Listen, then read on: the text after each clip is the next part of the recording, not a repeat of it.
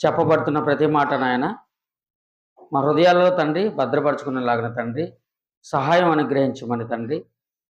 మీరు చెబుతున్న సంగతులు నాయన ప్రతిదీ నాయన తండ్రి మా ఆత్మీయమైన జీవితానికి తండ్రి ఎంత ప్రాముఖ్యమైనవో, ఎంత అవసరత కలిగినవో తండ్రి మేమందరం తండ్రి గుర్తెరిగి నాయన ఆ మాటలను స్వీకరించగల సహాయం అనుగ్రహించండి తండ్రి. ఇక్కడ నిలబడి చెబుతున్న నాకు తండ్రి మీ కుమారుడైన పరిశుద్ధాత్మ తోడుగా ఉంచమని, మీ యొక్క సహాయం మాకు అనుగ్రహించమని, మహిమ ఘనత మీరే పొందుకోమని నాయన ఈ చిన్న ప్రార్థన మీ కుమారుడు మా రక్షకుడైన యేసుక్రీస్తు వారి నామమున అడిగి వేడుకుంటున్నాను పరమ తండ్రి, ఆమేన్.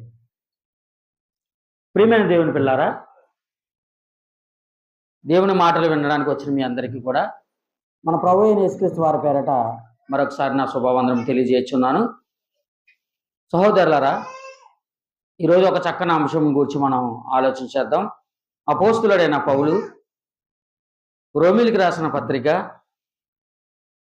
13వ అధ్యాయం. అపోస్తులుడైన పౌలు రోమీలకు రాసిన పత్రిక 13వ అధ్యాయం 11వ వచనం.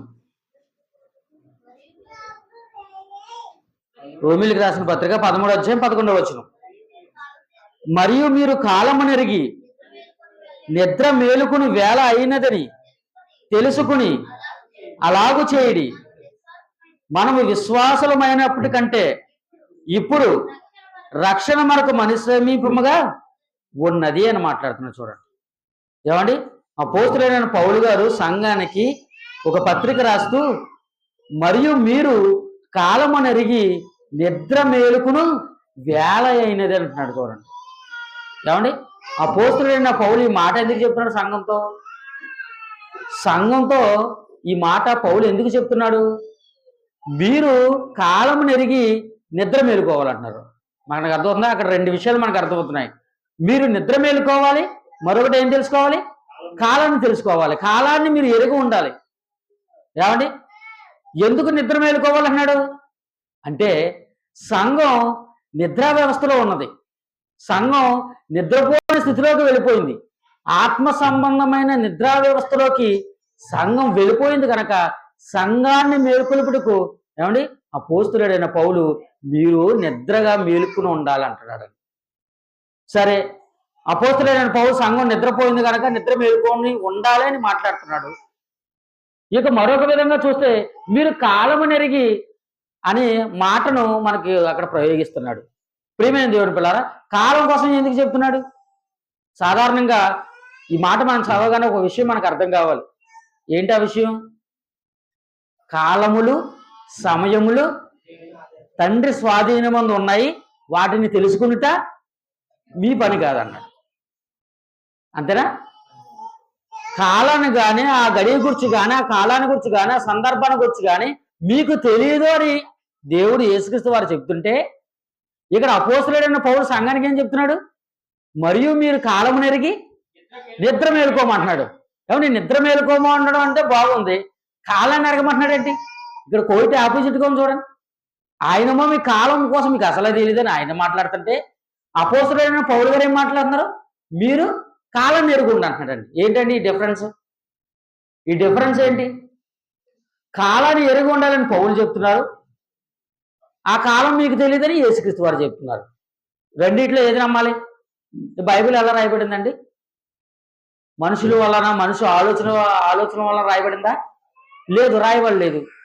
మనుషులు దైవ ప్రేరిత వలన పరిశుద్ధాత్మ ప్రేరణతో ప్రేరేపింపబడిన వాడే దైవ ఆదేశం వలన ఈ మాటలు కలిగాయి అన్నాడండి.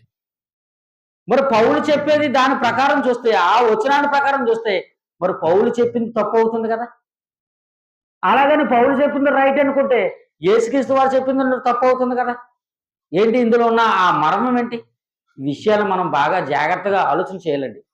ఎందుకంటే సంఘం నిద్రా వ్యవస్థలో ఉన్నదంటే సంఘం చేయవలసిన క్రియలను మర్చిపోయి, సంఘం చేయవలసిన కార్యక్రమాలను విడిచిపెట్టి, సంఘం దేవుడి కోసం నిలబడడం మర్చిపోయి లోక సంబంధమైన జీవితంలోకి, లోక సంబంధమైన ఆలోచనలోకి, లోక సంబంధమైన కార్యక్రమాల్లోకి నిమగ్నమై ఉండిపోయిందండి. ఈరోజు సమాజంలో భక్తి జీవితం ఎలా మారిపోయిందంటే వాట్సాప్ ఏమండి భక్తి జీవితంగా మారిపోయింది. యూట్యూబ్ భక్తి జీవితంగా మారిపోయింది. ఒక సెల్ ఫోన్లో ఉండే ఒక భక్తి జీవితంగా మారిపోయింది. లేదంటే మన క్యాలెండర్ మీద కనబడే కొన్ని కొన్ని బంగారు వాక్యాల రూపంలో ఉన్న ఆ భక్తి జీవితంగా మారిపోయింది. ఎందుకు మారిపోయింది?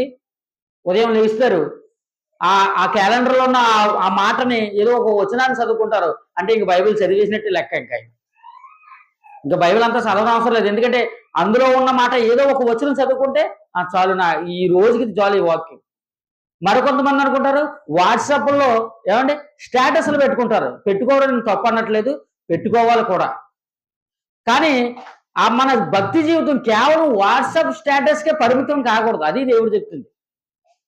మీరు మంచిగా దేవుని వాక్యం పెట్టారండి, ఏమండి ఈ రోజు పెట్టి మరలా రేపు నుంచి సోమవారం శనివారం దాకా చూసాం ఏమంటే, కొంతమంది అయితే ఆదివారం అయినా ప్రతిరోజు దేవుని వాక్యం పెట్టుకుంటారు. మధ్యలో మామూలుగా ఏదో దాన్ని అలంకరించినట్టు అలంకరణ కోసం ఏం చెప్తారు, మధ్యలో ఒక సినిమా పాట, మధ్యలో లోక సంబంధం ఒక విషయం, మధ్యలో లోక సంబంధం మరొకటి, ఏమండి మరొకటి అందులో చొప్పిస్తారు. ప్రియమైన దేవుని పిల్లరా, ఇది నిజమైన భక్తి కాదు. అంటే మన భక్తి ఎలా ఉండదో అక్కడే తెలిసిపోతుంది. మరికొంతమంది ఉంటారు ఆదివారం మాత్రమే, శుక్రవారం మాత్రమే పెడతారు. మిగిలిన రోజు అసలు దేవుడితో సంబంధం లేదన్నమాట వాళ్ళకి. ఏ దేవుడు వాళ్ళకి? ఆ దేవుడు ఎలా మారిపోయాడానికి? శుక్రవారం దేవుడు ఆదివారం దేవుడిగా మారిపోయాడు. అంటే మనుషుల యొక్క భక్తి జీవితం ఎలా మారిపోయిందంటే ఇలా మారిపోయింది ప్రియులారా. అంటే సంఘాన్ని ఏమన్నానంటే మీరు నిద్రపోతున్నారు అన్నాడండి పౌలు. రోమా సంఘాన్ని మీరు నిద్రపోతున్నారు, మీరు మేల్కొని ఉండవలసిన అవసరత ఏర్పడింది. కాబట్టి మీరు కాలమును ఎరిగి నిద్ర మేలుకున్నట్టు. ప్రియమైన దేవుని పిల్లారా, మనం 2 ప్రశ్నలు మన మదిలో ఉండిపోయాయి, జాగ్రత్తగా జ్ఞాపకం ఉంచుకోండి. ఏంటా ప్రశ్న? ఒకటి, కాలము మన ఆధీనంలో లేదు. రెండవది, కాలమును ఎరిగి మీరు నిద్ర మేలుకున్నా అన్నాడు. ఎందుకు? ఈ 2 విషయాలకు మనకు అర్థం కావాలంటే పాఠం మరింత ముందుకు వెళ్ళేంత వరకు మనకి ఈ విషయాలు అర్థం కాదు. ముందుకు వెళదాం. రైట్. ఇప్పుడు ఈ కాలాన్ని ఎరిగి మీరు నిద్ర మేలుకున్నానండి. ఎందుకు మేలుకోమంటున్నాడు? ఎందుకు మేలుకోమంటాడంటే మీరు అందరూ నిద్రా వ్యవస్థలో ఉండిపోతే దేవుని కుమారుడైన యేసుక్రీస్తు వారు ఆయన రాకడ వచ్చేస్తుంది. ఈ రాకడ సమయంలో మీరు నిద్రపోయిన వారుగా ఉండకూడదు, మెలకువగా ఉండాలని చెప్తున్నట్టు మనకు అర్థమవుతుంది. ఈ విషయాలన్నీ మనకు తెలుసు కదా ప్రియమైన దేవుని పిల్లారా. ఆయన ఎలా వస్తాడు? యేసుక్రీస్తు వారు మన దగ్గరికి ఎలా వస్తారు? ఏమండి? దొంగ వచ్చినట్టు వస్తాడు. ఇంకెలా వస్తాడు? ఆయన వచ్చేటప్పుడు దేని మీద వస్తాడు? తెల్లని గుర్రాల మీద వస్తాడు. ఇంకా మనకు బాగా అర్థం కావాలంటే లోక సంబంధమైన ఒక చిన్న ఎగ్జాంపుల్ చెప్తాను మీకు. ఏమండి? సాధారణంగా మన లోకంలో చూసినప్పుడు ఒక పెళ్లికూరని ఎలా తయారు చేస్తారండి? చాలా అందంగా డెకరేషన్ చేసి, పూలు చక్కగా మంచి డెకరేషన్ అన్ని చేసి, బుడగలు బెలూన్స్ మొత్తం అన్ని పెడేస్తారు. చక్కగా అందంగా రెడీ చేస్తారు. ఇలా రెడీ చేసిన తర్వాత ఆ కారుని చూడగానే వివాహం కానివారు ఏమనుకుంటారు? నాకు ఎప్పుడు పెళ్ళి అయిపోతుందో, నాకు పెళ్ళి ఎప్పుడు అవుతుందో, నేను ఇలాంటి కారులో నేను ఎప్పుడు తిరుగుతానో అని పెళ్లి కానివాడు అనుకుంటారు. పెళ్ళైన వారు ఏమనుకుంటారు? నేనున్న టైంలో, నేను వివాహం చేసుకున్న టైంలో ఇలాంటి కారులు లేవు, అనవసరంగా నేను ఎద్దుల బండి మీద, ఆ రిక్షాల మీద, ఆ గుర్రం బండ్ల మీద తిరిగాను, ఇలాంటి కారు ఉంటే బాగుంది, అప్పుడు నేను కూడా తిరుగుతున్నాను కదా అని వారికి అనిపిస్తారు. ప్రియమైన దేవుని పిల్లారా, కానీ నిజమైన విశ్వాసకి ఏమనిపించాలో తెలుసా? క్రైస్తవులు ఉన్నవాడికి ఏమనిపించాలి? ఆ కారుని చూస్తున్నప్పుడు, ఆ పెళ్లి సందర్భాన్ని మీరు చూస్తున్నప్పుడు, నా ప్రభువు నన్ను ఎదుర్కోవడానికి రాకపోతున్నాడు, ఆయన దేని మీద వస్తాడంటే కారు మీద, ఇన్నోవా కారు మీద, హెలికాప్టర్ మీద గట్రా రాడాయన. దేని మీద వస్తాడు? మేఘారూఢుడే వస్తాడు అన్నాడు. చూడండి, ఆయన ఎలా వస్తాడమ్మా? మేఘారూఢుడే వస్తాడు. అంటే మేఘాల మీద వస్తాడు, మనం మేఘాల మీద ఎక్కించుకుంటాడు, మేఘాల మీదే మనం తీసుకెళ్ళిపోతాడు. ఆయన ఉన్న లోకానికి మేఘాల మీద మనం తీసుకుని వెళ్ళడానికి, అది మనల్ని ఎదుర్కోవడానికి రాబోతున్నాడు త్వరలో. ఎప్పుడు వస్తాడో మనకు తెలియదు. ప్రియమైన దేవుని పిల్లారా, వస్తాడన్న సంగతి ఎవరు మర్చిపోయారు? సంఘం మర్చిపోయింది, పెళ్లి కూతురు మర్చిపోయింది, సంఘంలో ఉన్న మనుషులు మర్చిపోయారు. అదే చెప్తున్నాడు పౌలు. ప్రియమైన దేవుని పిల్లారా, మర్చిపోయారు కనుక వారిని గురించి రాయబడిన సందర్భాలు యేసుక్రీస్తు వారు చెప్పారు. ఏంటి? బుద్ధి లేని కన్యకులు, బుద్ధి కలిగిన కన్యకులు. ఈ బుద్ధి లేని కన్యకులు, బుద్ధి కలిగిన కన్యకులు ఏం చేశారండి? ఇద్దరు కన్యకలే. ఈ కన్యకలలో బుద్ధి లేని కన్యకలు ఏం చేశారు? వారి కన్యకలైనా సరే ఏం చేశారండి? మర్చిపోయారు. ఆయన వస్తాడన్న సంగతిని మర్చిపోయారు. ఆయన రాకడికి సిద్ధపడలేరు. మీకు అర్థమవుతుందా? ఆయన పెండ్లి కుమారుడు వస్తున్నాడండి. పెండ్లి కుమారుడికి వచ్చేసరికి పెళ్లి కూతురు ఎలా ఉండాలి? సిద్ధంగా ఉండాలి. సిద్ధంగా ఉండడం అంటే ఎలాగా? చక్కగా చీర కట్టుకోవాలి, చక్కగా రెడీ అవ్వాలి, ఏమండి ఏదైతే ఆభరణాలను ఈ ఆభరణాలని ధరించేసుకోవాలి, చక్కగా ఏ వస్తువు మర్చిపోకూడదు, రెడీగా. ఇప్పుడు తాళి కట్టేస్తాడంటే వెంటనే రెడీగా ఉండాలన్నమాట. అంటే పెళ్లి కూతురు తీసుకురండి అంటారు, తీసుకురండి అంటే పెళ్లి కూతురు ఇంకా స్నానమే చేయలేదండి, బట్టలే కట్టుకోలేదంటే దాని అర్థం ఏంటి? మీకు అర్థమవుతుందా? పెళ్లి కూతురు ఎప్పుడైనా సిద్ధపడిందా? పెళ్లి కూతురు రేపు పెళ్ళి అనగా ఈ రోజు ఏం చేయాలమ్మా? చక్కగా సిద్ధపడాలి. పెళ్లి రోజే చక్కగా సిద్ధపడి ఉండాలి. కానీ పెళ్లి కూతురు ఇంకా సిద్ధపడాలని దాని అర్థం ఏంటి? ఆవిడ సిద్ధపాటు కలిగి లేదు. వస్తాడే, ఏం వస్తాలే, ఎప్పుడో వస్తాడు. తాళి కట్టి టైం రాత్రి, లేదా రాత్రి 12 గంటలు కదా, లేదంటే ఉదయం 12 గంటలు కదా, లేదా మధ్యాహ్నం 3 గంటలు కదా, లేదంటే మరొక సమయంలో కదా. అప్పుడు చూద్దాంలే అనుకుంటే ఏమవుతుందమ్మా? అనుకున్న గడియలో వచ్చేస్తాడంట పెళ్ళికొడుకు. పెళ్ళికొడుకు వచ్చేసిన తర్వాత పెళ్ళికొడుకు ఏమంటాడు? అమ్మా అయ్యా, మీ పెళ్లి కూతురు గారు ఏదని మీరు ఎదుగుతున్నారు కదా, మీ పెళ్లి కూతురు ఇంకా నిద్రే లేవలేదు అన్నాడు అనుకోండి. ఆవిడ పెళ్ళికొడుకు మెచ్చుకుంటాడా? పెళ్ళికొడుకు మెచ్చుకుంటాడమ్మా? నా బంగారమే, నా నా నా భార్య కాబట్టి ఇలా నిద్రపోతుంది అంటాడా? ఇలాంటి మహాత్మురాలు నాకు మాత్రం వద్దు బాబు అని చెప్పేసి విడిచిపెట్టి. ఎందుకంటే పెళ్లికే ఇంత ఏమండి, ఇంత హీనంగా, ఇంత దీనంగా ఉండిపోతే, ఇంత బద్ధకంగా ఉండిపోతే పెళ్ళైన తర్వాత ఎలా ఉంటుంది? కాబట్టి ముందుగానే మంచిగా నిర్ణయం తీసుకుంటారు. ప్రియమైన దేవుడు, లోక సంబంధంగా మనం ఇలా ఆలోచించినప్పుడే ఇలా జరుగుతున్నప్పుడు, ఇలాగ యేసుక్రీస్తు వారు మనం ఎదుర్కోవడానికి రాకపోతున్నారు. ఇప్పుడు బుద్ధి లేని కన్యకులు, బుద్ధి కలిగిన కన్యకులు ఏం చేద్దంటే, ఏమండి, వారి దివిటిల్లో నూనె అయిపోయిందంట. మరి కొంతమంది బుద్ధి కలిగిన వారు ఉన్నారు, మరికొంతమంది బుద్ధి లేని వారు ఉన్నారు. ప్రియమైన దేవుని పిల్లారా, వీరు ఇరువురు ఎలాంటి వారంటే సంఘంలో ఉన్నవారే, సంఘంలో బాప్తిసం తీసుకున్నవారే, దేవుని సువార్తను విన్నవారే, వాక్య ప్రకటన జరిగిస్తున్నవారే, వాక్యానుసారంగా జీవించాలని కోరుకున్నవారే.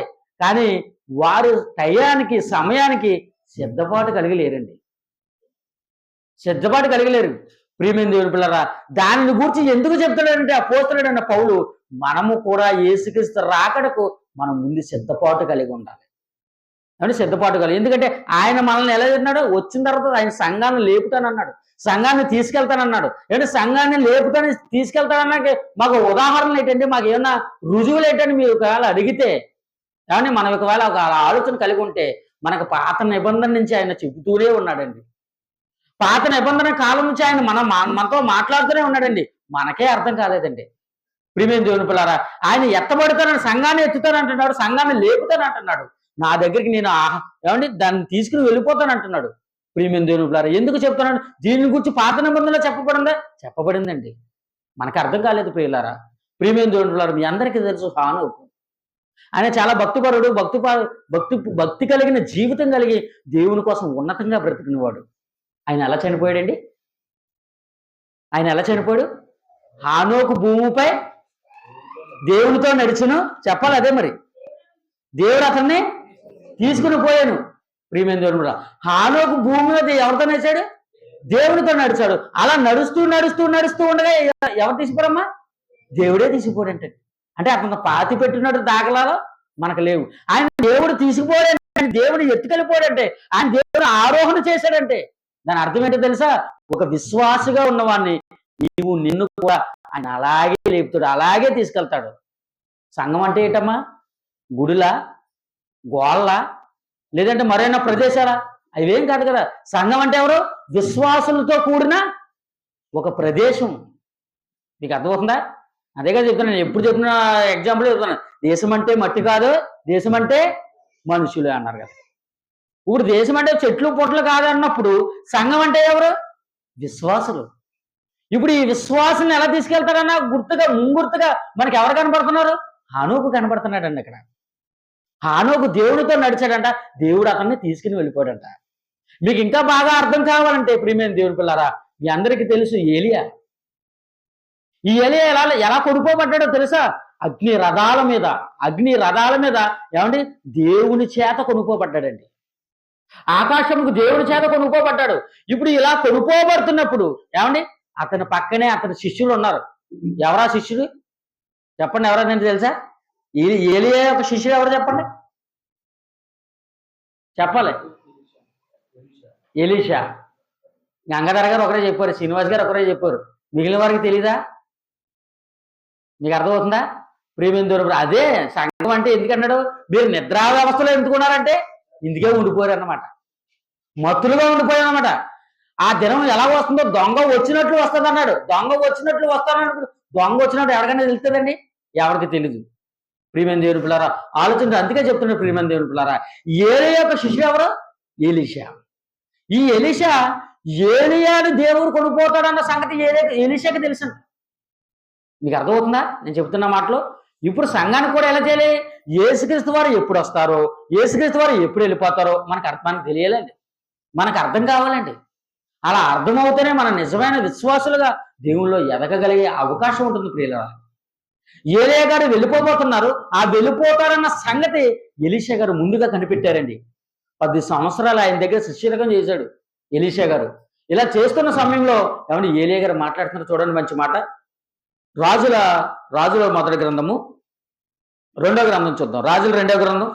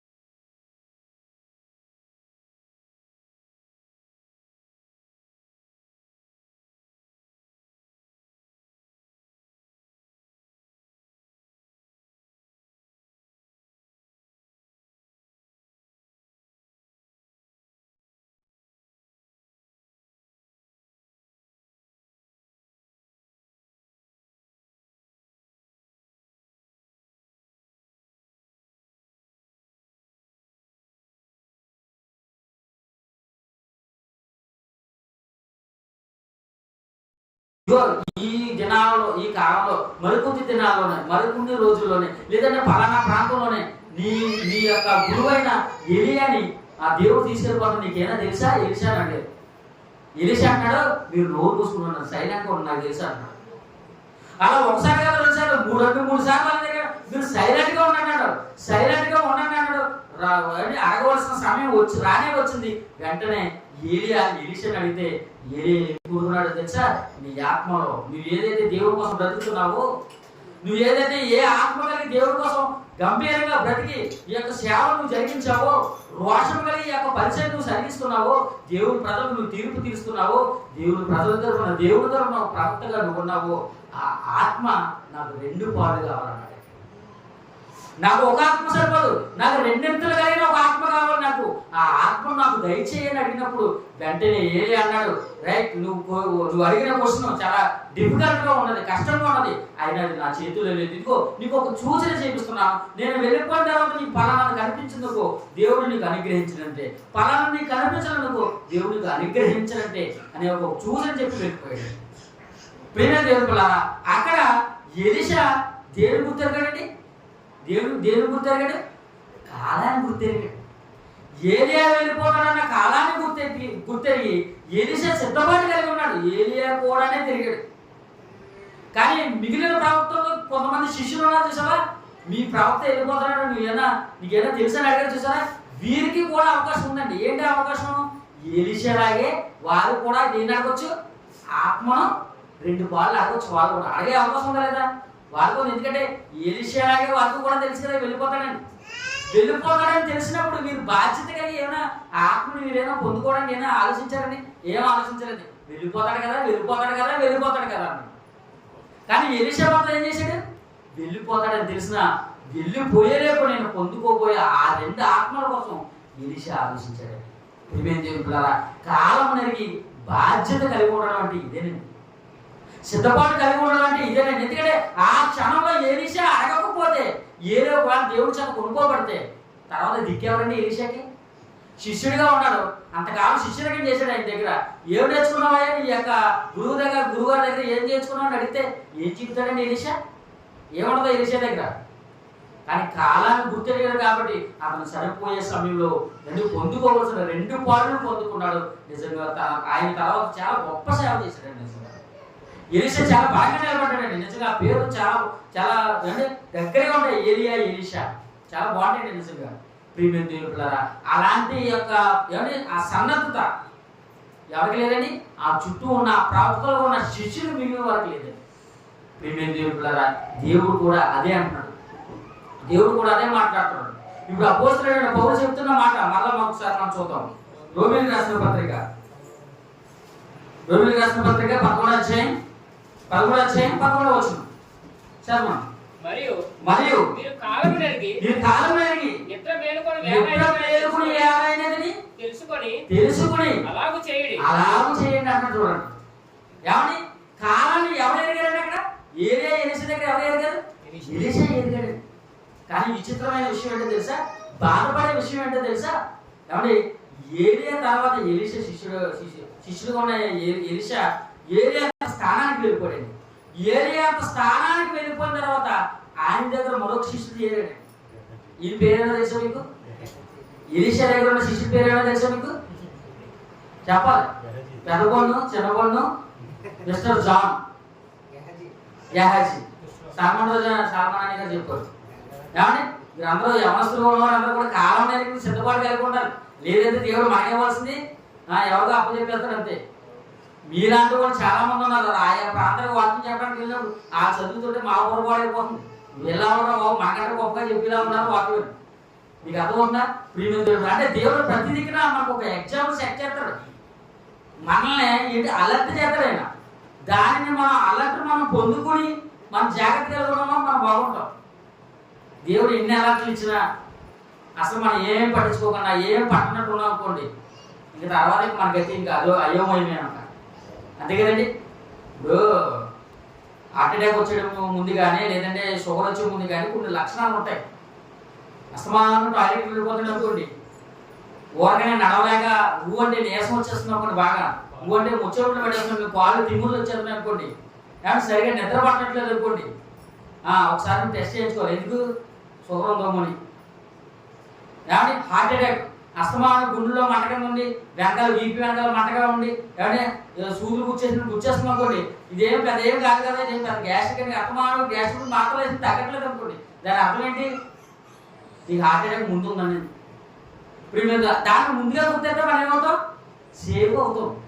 ముందుగా గుర్తించకపోతే ఇంకా అయిపోయినట్టే. ఇంకా దేవుడు ఇంకా అన్నిసార్లు సైన్స్ ఇచ్చిన తర్వాత మనం పట్టించుకోకపోతే ఒక్కొక్కసారి హఠాత్తుగా చనిపోతున్నాడు. చూసావా, ఎన్నిసార్లు గర్తించాడు లోపడని వాడు మరి తిరిగి లేకుండా హఠాత్తుగా మరణించినట్టు. మనం మరి తిరిగి లేకుండా డాక్టర్ గారి దగ్గరికి వెళ్ళకుండానే దారిలోనే చచ్చిపోయాడు పాపం కుర్రోడు అంటారు. మీకు అర్థం ఉందా? ఎందుకు హఠాత్తుగా చనిపోయావు? ఎన్నోసార్లు గర్తించారు. ఏమండి ఇంట్లో వాళ్ళు గర్తించారు, భార్య గర్తించింది, స్నేహితులు గర్తించారు. అవి ఏం పట్టవు మనకి. మంట వచ్చేస్తున్నా, ఇబ్బంది వచ్చేస్తున్నా, మసాలా గుడ్లు తినేస్తాం, మాంసం తినేస్తాం, షుగర్ మంచి తీపి పదార్థాలు తినేస్తాం. ఏమండి ఇవన్నీ జరిగించేస్తాం. చివరికి ఏమవుతుంది? హఠాత్ పరిణామం వచ్చేస్తాం మనం. అప్పుడు బాధపడినా ఉపయోగం ఉంటుంది అన్నమాట. కనుక ప్రియులారా, యేసుక్రీస్తు వారు చెప్తున్న ఈ మాటను జాగ్రత్తగా పడండి. ఇప్పుడు ఎలీషా గారు చాలా బాధ్యత కలిగి, ఏమంటే టైం సమయాన్ని గుర్తించి కాలం నెరిగి సిద్ధపాటు కలిగి ఆయన పొందుకోవాల్సిన ఆ 2 పాళ్ళ ఆత్మను పొందుకున్నాడు. ఇప్పుడు ఇదే ఎలీషా గారి దగ్గర ఈయన పెద్దవాళ్ళు అయిపోయారు, ఈయన పెద్ద గురువు గారు అయిపోయారు. ఇప్పుడు ఈయన దగ్గర కొంతమంది శిష్యులు ఉంటారు కదా. మరి ఈయన శిష్యుల్లో ఒకనొక మంచి శిష్యుడు, పేరు శిష్యుడు ఎవరు? గేహజీ గారు. ఈయన అలాంటి చూడండి. ఇదే 2వ రాజుల గ్రంథం 5వ అధ్యాయం. 2వ రాజుల గ్రంథం 5వ అధ్యాయం. నయమాన్ అనే ఒక రాజు, మీ అందరికీ తెలిసిన మంచి సందర్భం. నయమాన్ అనే రాజు కుష్ఠరోగం చేత రాజు ఆయన దగ్గరికి వచ్చినప్పుడు, ఏమండి ఆ రాజుకు సైతం, రాజు ఇచ్చిన కానుకలు సైతం ఇష్టపడక, ప్రవక్త ఇష్టపడక, ఏమండి అతనికి ఇచ్చేసాడండి. రాజుకి ఇచ్చేసాడు. ఎవరు? ఎలీషా, మీరు ఇచ్చిన బహుమానాలు కానీ, మీరు ఇచ్చిన ఆ కానుకలు కానీ నాకు వద్దు, నాకు అవసరం లేదు, మీరే తీసుకుని వెళ్ళిపోండి అని ఎలీషా చెప్పాడు. ఏంటంటే ఎలీషా గారు తీసుకోవచ్చు కదా, క్షమించండి, ఎలీషా గారు తీసుకోవచ్చు కదా. ఎలీషా గారు ఊరకనే వస్తున్నప్పుడు అతను ఆ రాజు అయినా ఆ నయమాన్ గారు ఇస్తున్న ఆ కానుకని ఇచ్చిపుచ్చుకోవచ్చు కదండి. దాన్ని ఇచ్చుకుని మరింతగా బలంగా బాగా సేవ చేయొచ్చు కదా. అవన్నీ తీసుకుని సేవ చేయొచ్చు కదా ఇంకా గట్టిగా. కానీ ఎలీషా గారు ఎందుకు తీసుకోలేదు? ఎలీషా గారికి తెలుసు ఒక విషయం. ఏంటి ఆ విషయం? ఇదిగో నా కాలం సమీపమైంది, ఇదిగో నేను వెడలిపోవలసిన కాలం నాకు సమీపంలో ఉన్నది. నేను ఆ లోకాన్ని సంపాదించుకోవడానికి ఎదురు చూడాలి తప్ప ఈ వృద్ధాప్యంలో, ఈ యొక్క చివరి దశలో ఇవన్నీ సంపాదించుకుని నేనేం చేస్తాను, ఈ లోక సంబంధమైన నాకు అవసరం లేదని ఎలీషా గారు అనుకున్నారండి. కానీ ఆయన కూడా ఉన్న శిష్యుడైన గేహజీ గారికి మాత్రం ఈ విషయం అర్థం కాలేదు. అందుకని ఏం చేశారు అయ్యారు? 25వ వచనం. అతను లోపలికి పోయి తన యజమానుని ముందర నిలవగా ఎలీషా వాణిని చూచి, గేహజీ నీ వెచ్చటి నుండి వచ్చిందని అడిగాను, అందుకు నీ దాసుడైన నేను ఎచ్చడికి పోలేదనను. ఏమండి ఎంత అబద్ధం మాట్లాడాడండి. ఒక ధనం అనేది మన కళ్ళ ముందు కనబడుతున్నప్పుడు, ఒక బహుమానం అనేది లోక సంబంధమైన కళ్ళ ముందు కనబడుతున్నప్పుడు లేని ఆలోచన కూడా మనకు ఆటోమేటిక్ గా వచ్చేస్తాయండి. దేవుడు పని చేయడానికి ఆలోచన ఏమవుతుందా? రాదు.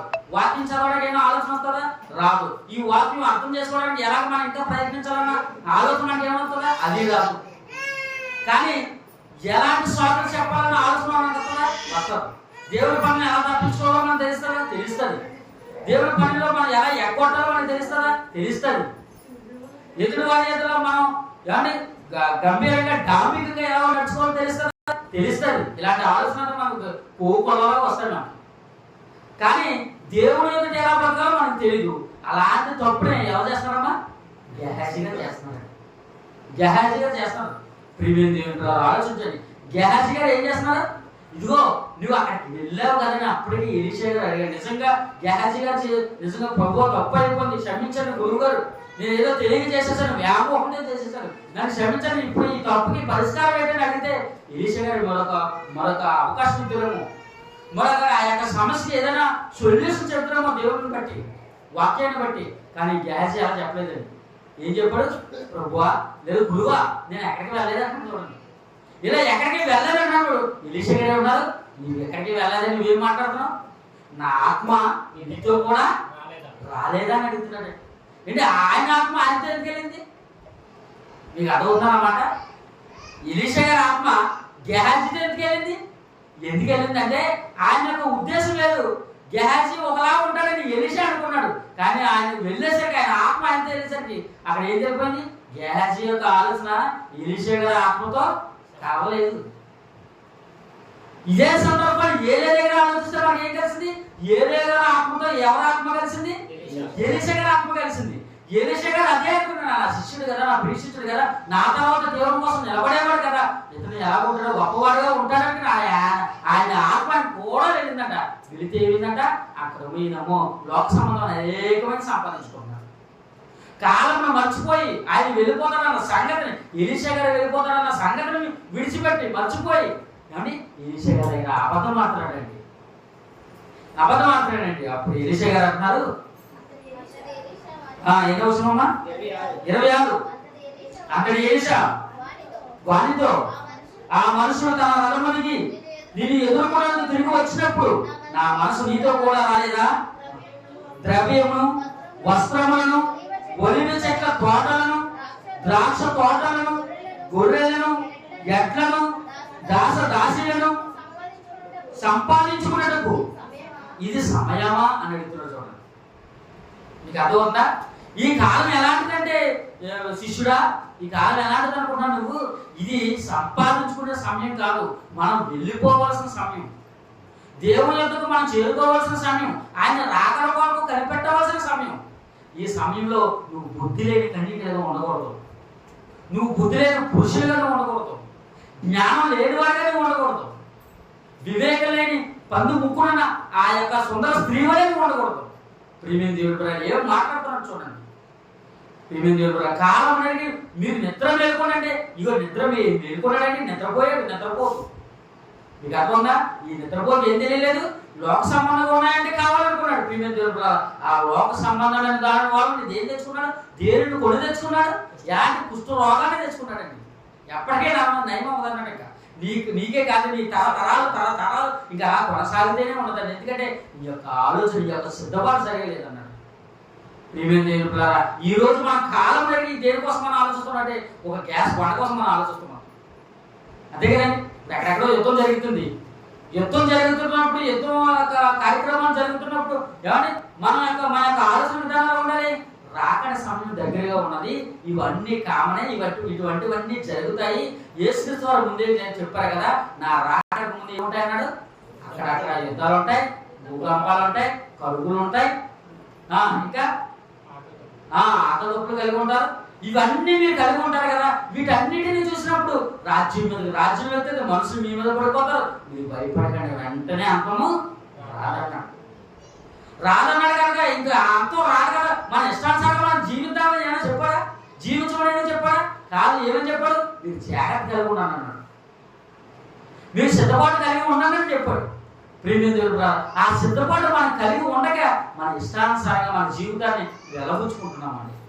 ప్రియమైన దేవుడు మన ప్రియుని మనం ఎదుర్కొనబోయే ముందు మనం జాగ్రత్త కలిగి ఉండాలి. కాలం తెలిసి ఉండాలి.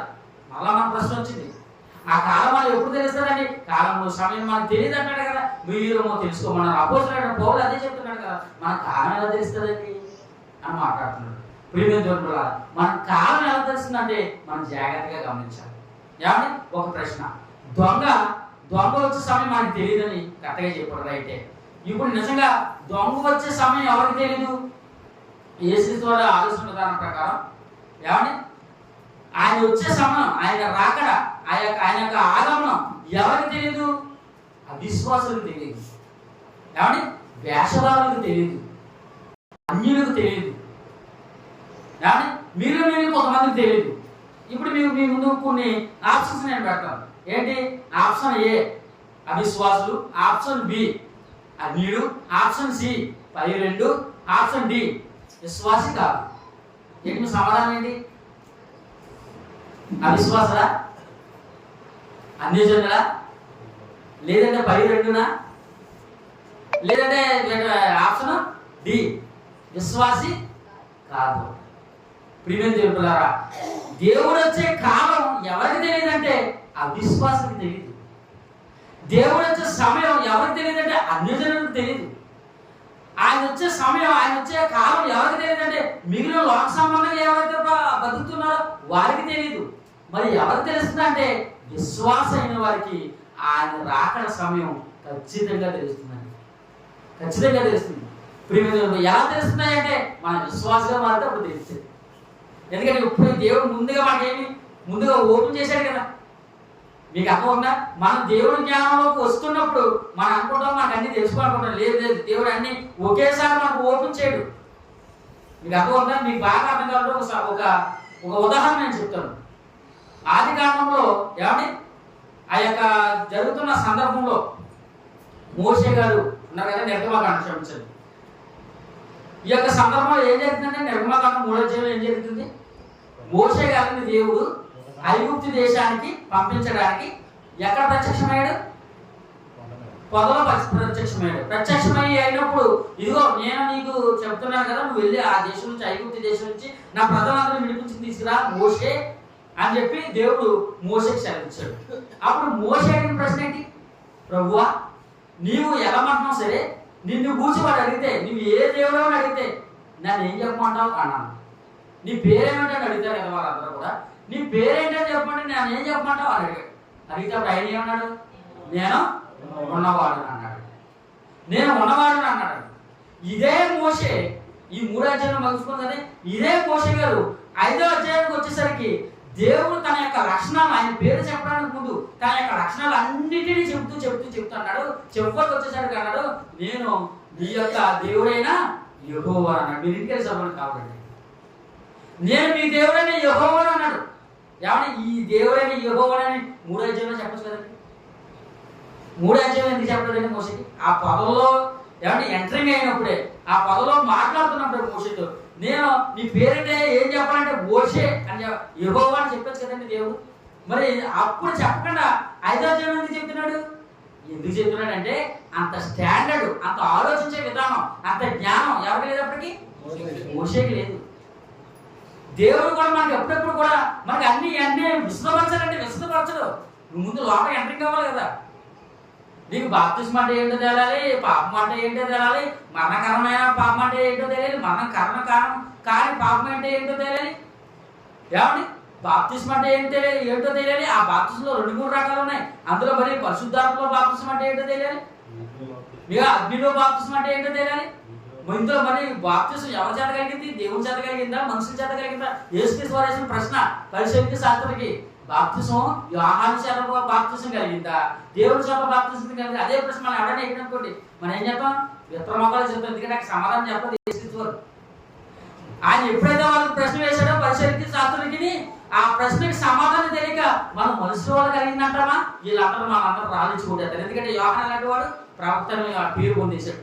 పోనీ యోహాను వాళ్ళు కాదు కదా, ఇప్పుడు దేవుడు వాళ్ళు కలిగిందామా? అలాగైతే మీరందరూ ఎందుకు బాప్తిసం తీసుకోలేదు అని మనం క్వశ్చన్ చేస్తారు. కాబట్టి మనం ఏం చేయాలి? నోరు మూసుకూర్చోవాలి. వెళ్ళిపోయారు. ఇప్పుడు అక్కడ సమాధానం మనకి ఏదో దొరికిందా? దొరకలేదు. ఎందుకంటే యేసుక్రీస్తు అక్కడ మనకి సమాధానం చెప్పలేదు. ఇప్పుడు ఆ విషయం కూడా మనం క్వశ్చన్ మార్క్ ఉండిపోయింది. దాని యొక్క ప్రశ్నకి సమాధానం ఏంటో మనం అడిగాడు. అప్పుడెక్కడ మనం ఏమవుతాం? సైలెంట్. అందుకే ఈ విషయం మనకి అర్థం కావాలంటే ఎందులోకి వెళ్ళాలి? దేవుని జ్ఞానం మరింత ముందుకు మనం ఎదగాలి. మరింత మనం ముందుకు ఎదగాలి. ఎదిగినప్పుడు మనకు తెలుస్తాయి. ప్రియమైన దేవుడు కూడా ఒక విశ్వాసకి ఆయన రాక కోసం తెలుస్తుంది. ఆయన రాక కోసం తెలుస్తుంది. ప్రియమైన దేవుడు కూడా అపోస్తలుడైన పౌలు, ఇదే రోమిలికి రాసిన పత్రికని రాసిన అపోస్తలుడైన పౌలు మరొక సందర్భంలో దెస్సలోనికీయులకు ఒక పత్రిక రాస్తున్నాడు. చూడండి, దెస్సలోనికీయులకు రాసిన మొదటి పత్రిక, దెస్సలోనికీయులకు రాసిన మొదటి పత్రిక చివరి మాటలుగా, దెస్సలోనికీయులకు రాసిన మొదటి పత్రిక 5వ అధ్యాయం మొదటి వచనం. దెస్సలోనికీయులకు రాసిన మొదటి పత్రిక 5వ అధ్యాయం మొదటి వచనం. సహోదరులారా, ఆ కాలంలో కూర్చి ఆ సమయంలో కూర్చి మీకు వ్రాయనక్కర్లేదు. ఏమండి ఇక ఒక విషయాన్ని గమనించండి. సహోదరులారా, ఆ కాలంలో కూర్చి ఆ సమయంలో కూర్చి మీకు వ్రాయనక్కర్లేదు అన్నాడు. ఎవరు రాయక్కర్లేదు అన్నాడు? విశ్వాసం రాయక్కర్లేదు. మీకు అర్థమవుతుందా? ఆ కాలాన్ని గురించి, ఆ సమయాన్ని గురించి ఎవరు రాయక్కర్లేదు? విశ్వాసం రాయలేదు. ఎందుకు విశ్వాసం రాయక్కర్లేదు? విశ్వాసం తెలుసు కనుక. ఎవరికైతే తెలియలేదో వారికి రాయాలి. ఎవరికైతే అవిశ్వాసంగా ఉండిపోయారో, ఎవరైతే జ్ఞానం లేని అన్యజనులుగా ఉండిపోయారో వారికి రాయాలి. మరి ఈ విషయాన్ని వారికి ఎందుకు తెలియజేస్తారు? ఆయన వారిని హెచ్చరిస్తున్నాడు. మీరు కూడా జాగ్రత్త కలిగి లేకపోతే, మీరు కూడా సిద్ధపాటు కలిగి లేకపోతే మీరు ఎక్కడికి వెళ్ళిపోతారమ్మా? మీరు కూడా వారి యొక్క జాగ్రత్తలకు వెళ్ళిపోతారు. మీరు కూడా నాశనంలోకి వెళ్ళిపోతారు. బుద్ధి లేని కన్యకలుగా మీరు కూడా మారిపోతారు.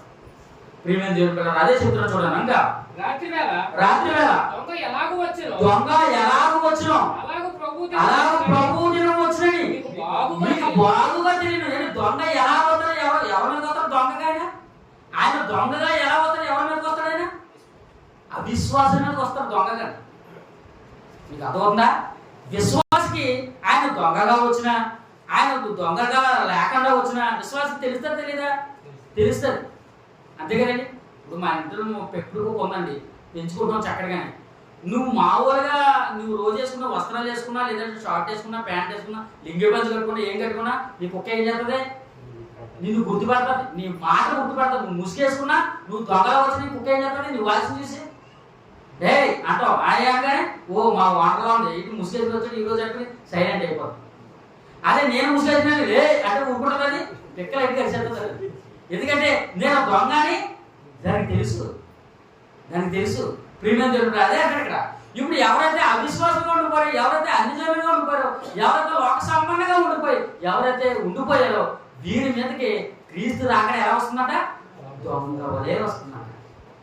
కానీ విశ్వాసం మాత్రం ఆయన ఎలా వచ్చినా తెలుస్తుంది, ఎలా వచ్చినా గమనిస్తారు. ఎందుకంటే వారు కనిపెట్టేదే ఆయన రాకడ కోసం. మీకు అర్థమన్నా? కనిపెట్టే వరకు అలా కనిపెడుతూ ఉన్నప్పుడు ఏమవుతుందమ్మా? అన్నీ తెలుస్తాయి. కనిపెట్టకపోతేనే తెలీదు. ప్రీమియం తెలుపు. ఆలోచించండి. ఇంకా ఇంకా చదవమ్మా.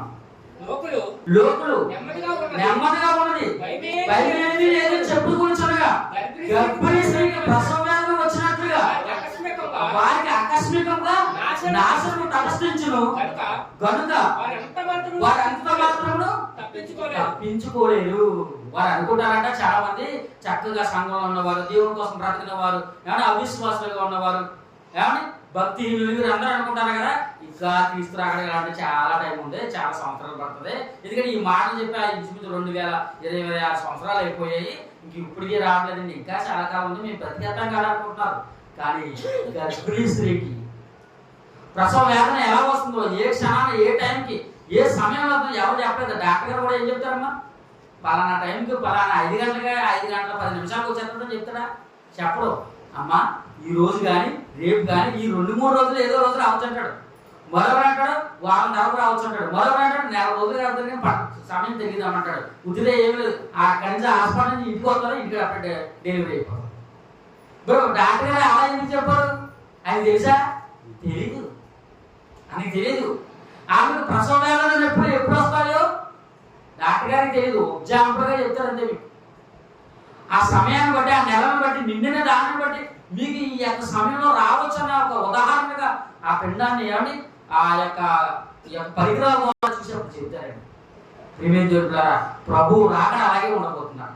మరి ప్రభువు రాకడ ఉండబోయేప్పుడు మనం ఎలా ఉండాలి? ఒక కన్యకగా ఉన్నవారు, ఒక విశ్వాసంగా ఉన్నవారు మనం ఎలా ఉండాలండి? మంచి సిద్ధపాటు కలిగి ఉంటారు కదండి.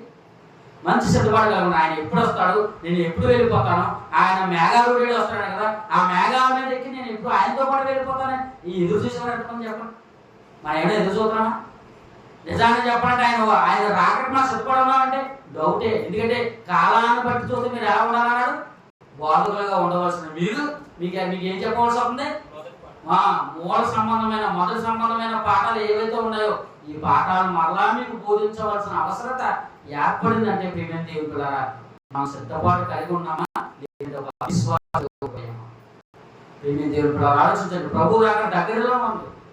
చాలా మంది ఆలస్యం ఎంచుకున్నట్టుగా ఆయన రాకడ ఆలస్యం అవ్వదు. అయితే ఆయన రాకడ వచ్చేసరికి ఇవన్నీ చనిపోతావు, లేదంటే ఆయన రాకడ వస్తుంది. రెండింటిలో ఏదో జరుగుతుందని మన జీవితంలో. ప్రియమైన దేవులారా, ఈ యొక్క సమయం ఉండగానే, ఆలోచన ఉండగానే, దేవుడు ఈ యొక్క ఆయుష్ మనకి ఇవ్వగానే మనం ఆలోచించాలి. ప్రియమైన దేవులారా, సంఘం నేడు అలా లేదండి. చాలా చక్కగా శుభభోగంగా సంఘం.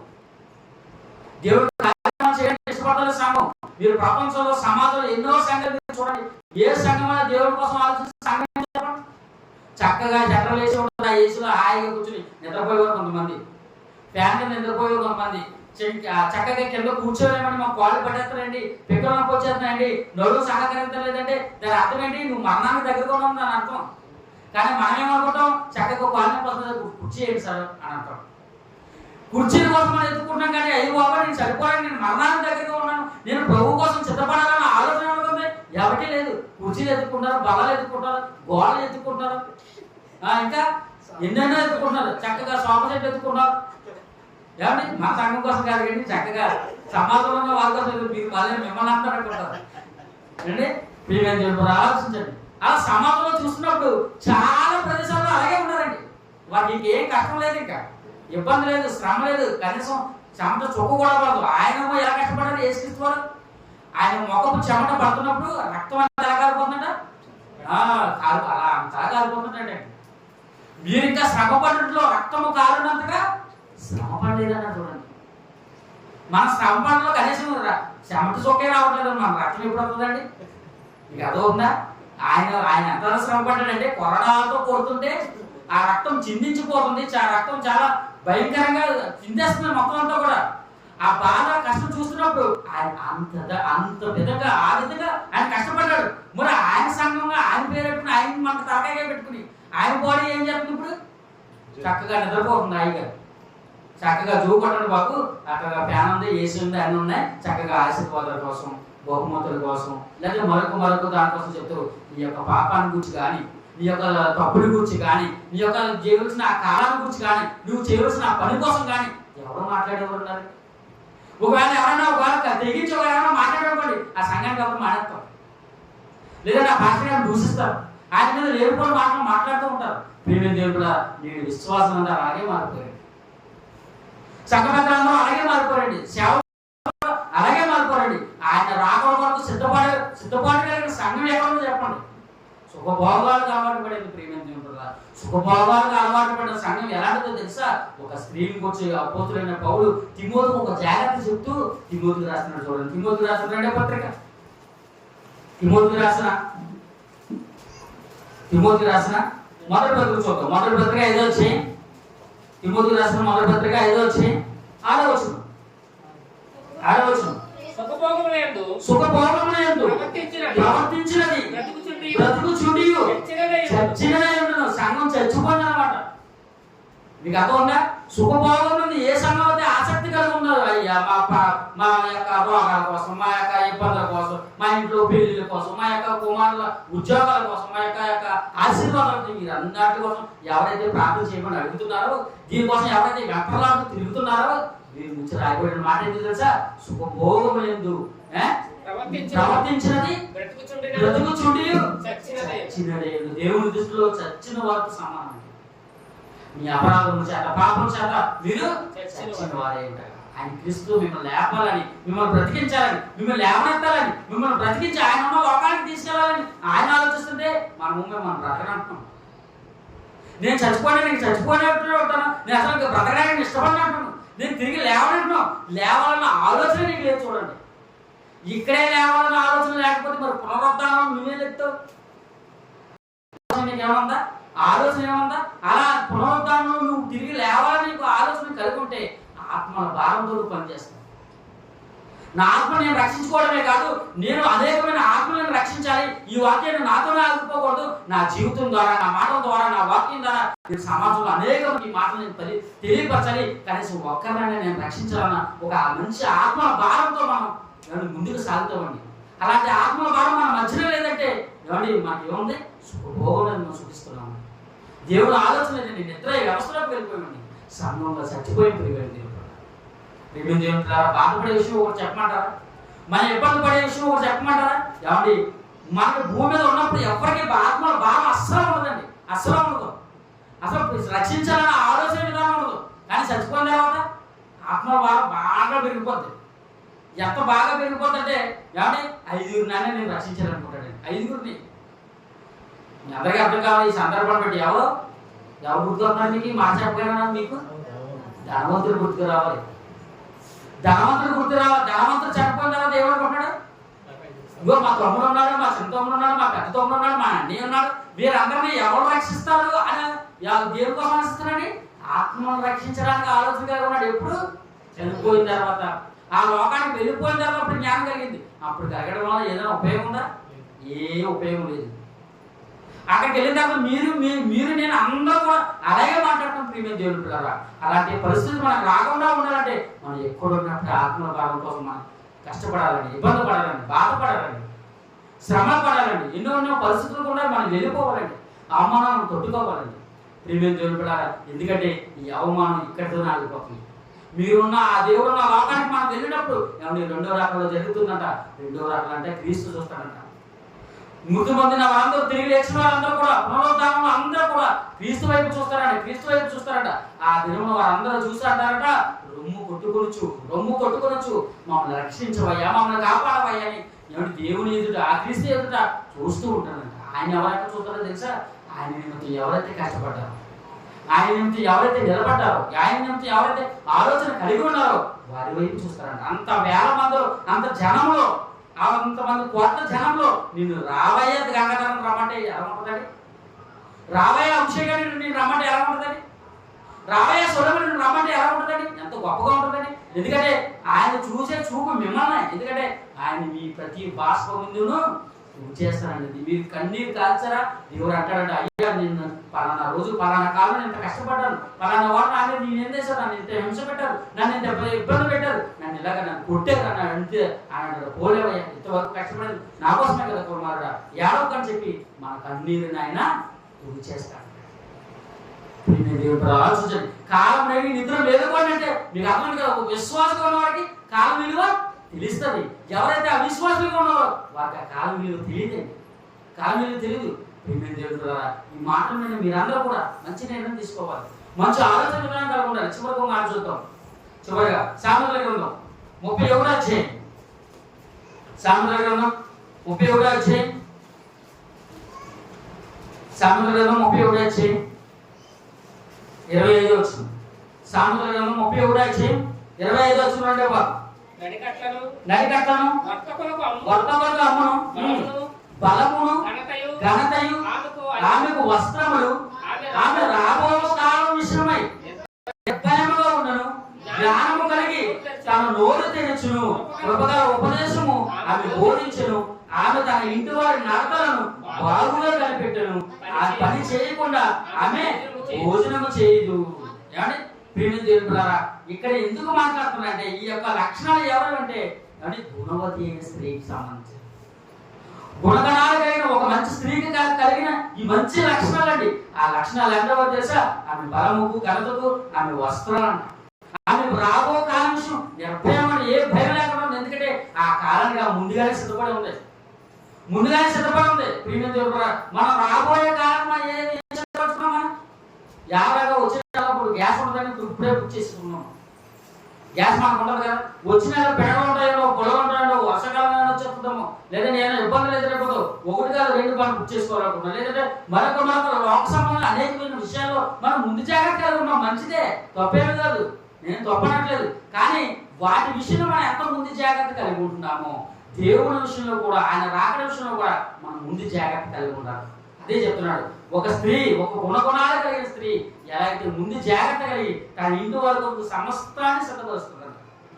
గుణవతి అయిన స్త్రీ అలా ఉండదండి. గుణవతి అయిన స్త్రీ ఉన్న లక్షణాలు ఎలాంటివేనండి? ఆ మంచిదే. తన ఇంటి వారి కోసం ఆలోచిస్తుంది, తన వస్త్రాల కోసం ఆలోచిస్తుంది, తన ఇంటి వారి యొక్క ఆరోగ్యం కోసం ఆలోచిస్తుంది, తన కుటుంబం కోసం ఆలోచిస్తుంది, తన యొక్క ప్రాంతాల కోసం ఆవిడ ఆలోచిస్తుంది. ప్రియమైన దేవుడు, ఆవిడని గుణగణాలు కలిగిన స్త్రీ అన్నారు. ఇప్పుడు మనందరం కూడా యేసుక్రీస్తు వారికి ఎలా ఉన్నామండి? కన్యకైన ఒక పెండు కుమార్తెగా మనం సిద్ధపడుతున్నాం. ఇప్పుడు ఈ పెండు కుమార్తె ఎలా ఉండాలి?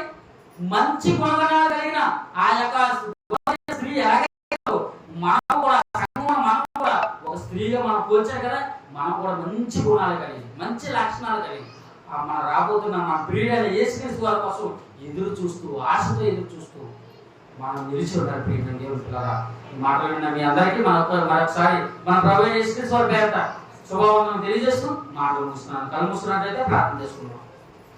మహాలోకాన్ని కలిగించిన మా కన్న తండ్రి, దేవ, ఈ ఉన్నతమైన సంగతులను తండ్రి కొన్ని నిమిషాల పాటు తండ్రి వివరించాలి తండ్రి.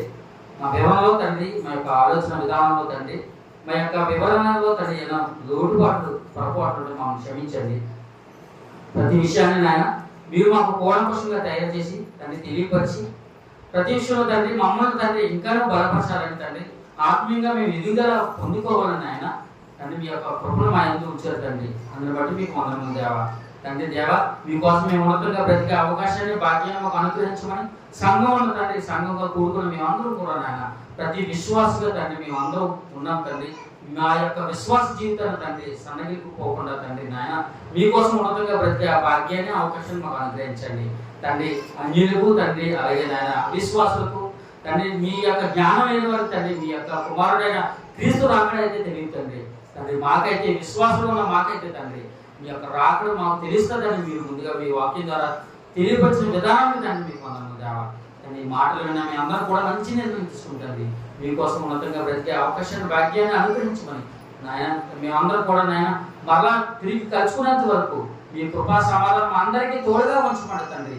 ఈ ప్రార్థన మీ కుమారుడు మా రక్షకుడైన యేసుక్రీస్తు వారి నామమున అడిగి వేడుకుంటున్నాను పరమ తండ్రి. ఆమేన్. అందరికీ వందనాలు.